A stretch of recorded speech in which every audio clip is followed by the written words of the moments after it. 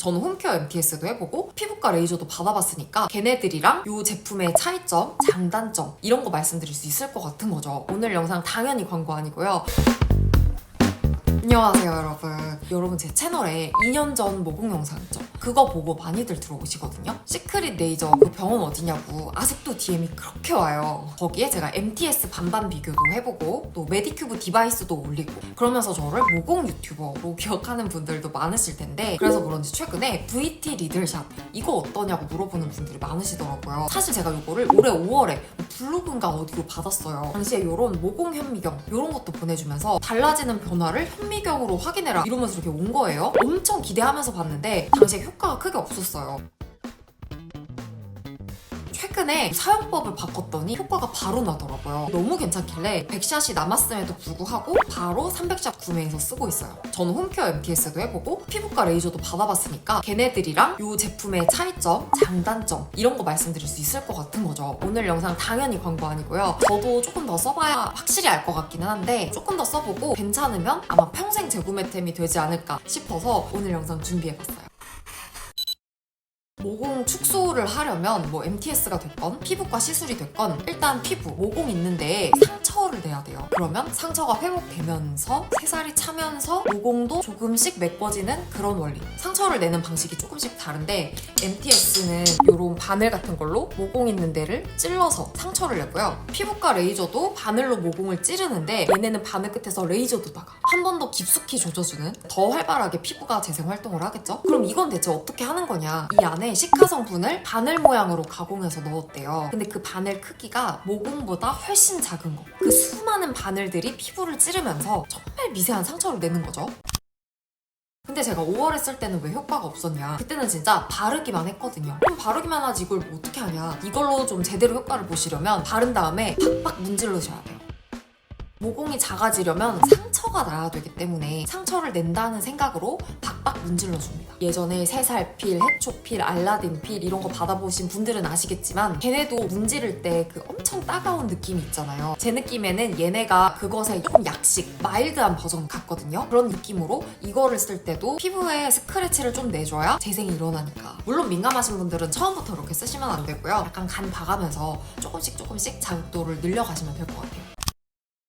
그럼 이렇게 썼을 때의 효과를 MTS나 피부과 시술이랑 비교를 해볼게요. 당연히 효과가 큰 거부터 말하자면 피부과 시술, MTS, 리들샷. 근데 이렇게 자극이 많이 가는 모공 관리를 할 때 꼭 봐야 하는 게 바로 후폭풍을 감당할 수 있느냐예요. 아시죠? 그 작용 반작용의 법칙. 효과가 크면 후폭풍도 크다. 만약에 시술을 하고 피부에서 받는 손상이 뭐 그냥 넘어갈 만한 수준이다. 그러면 이제 피부과 시술 계속 때려버리는 게 가장 효과적이겠지만 피부과 시술 같은 경우에는 자극이 정말 심해요. 피부가 얼마나 튼튼하냐에 따라 다르겠지만 한 번 하고 나서 어떻게 되냐면 1주 차에는 빨갛게 붓고요. 2주 차에는 이제 슬슬 각질이 올라오기 시작해서 이때 되게 못생겨지거든요. 3주 차에는 슬슬 가라앉고 4주 차에 이제 좀 괜찮아졌나 싶겠지만 보통 모공 시술은 한 달 텀으로 최소 3번에서 5번은 해야 되잖아요. 그러니까 사실 4주 차가 되면 다시 또 1주 차로 돌아가서 이걸 반복하게 됩니다. 그리고 이 기간 동안에는 자외선 차단제 정말 열심히 발라줘야 하고 수분 관리 제대로 해줘야 하고 그 외에도 건강한 습관 아시죠? 물 많이 마시고 잠 많이 자고 술 덜 마시고 이런 거를 제대로 못 해줄 거면 사실 피부에 이 정도로 손상을 일으키는 시술은 안 하는 게 나을 정도. MTS 역시 피부과보다는 덜하지만 훅케어 정말 열심히 해줘야 되고요. 사실 MTS는 훅케어도 훅케어인데 할 수 있는 분과 없는 분이 명확하게 나뉘어요.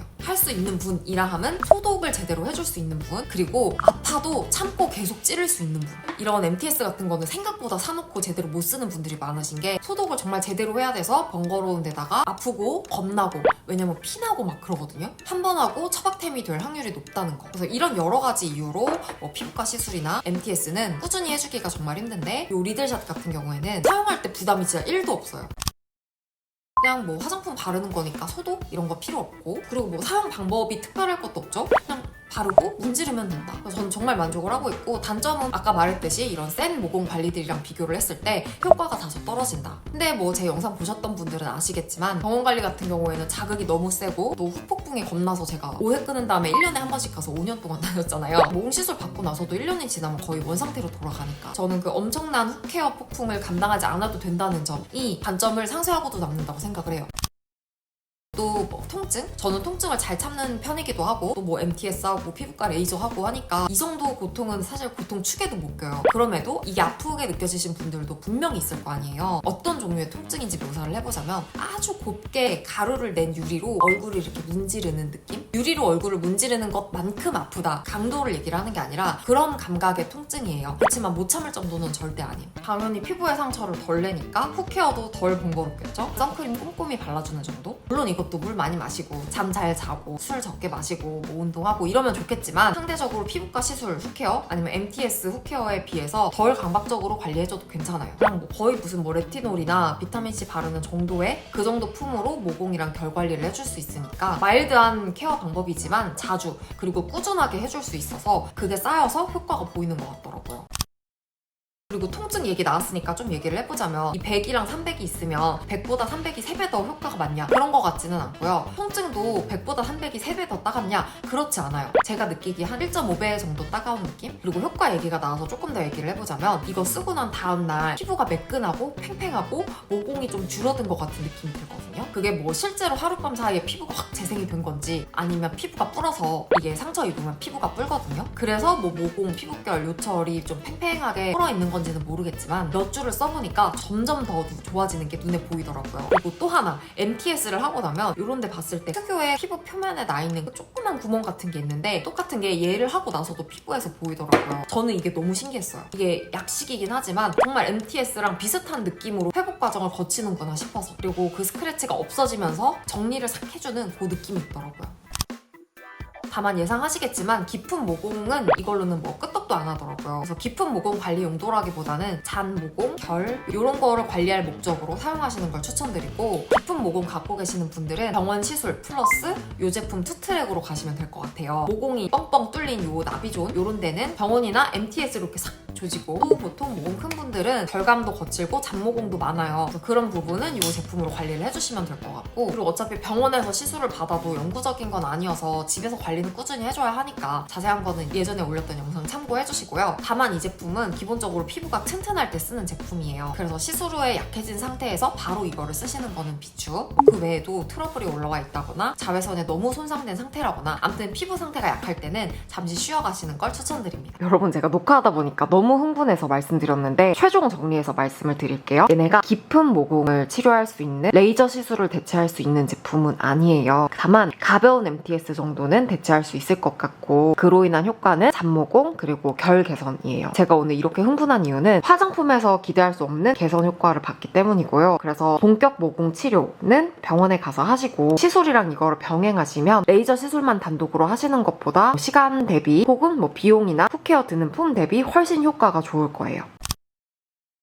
다음에 또 이 리들샷 구매 의사가 있느냐? 당연하죠. 300 다 쓰고 나면 700은 건너뛰고 바로 1000으로 사용해보려고 해요. 그거 쓰면서 이거 100, 300이랑 얼마나 다른지 한번 비교도 해보고 예전에 받았던 요 현미경으로 모공 사진도 찍어보면서 보여드릴 만한 뭔가 유의미한 변화가 있으면 영상으로 보여드릴게요. 아마 내년 초 정도에 올라가지 않을까 싶은데 근데 그것보다 당장은 더 재밌는 거 올려볼 거거든요.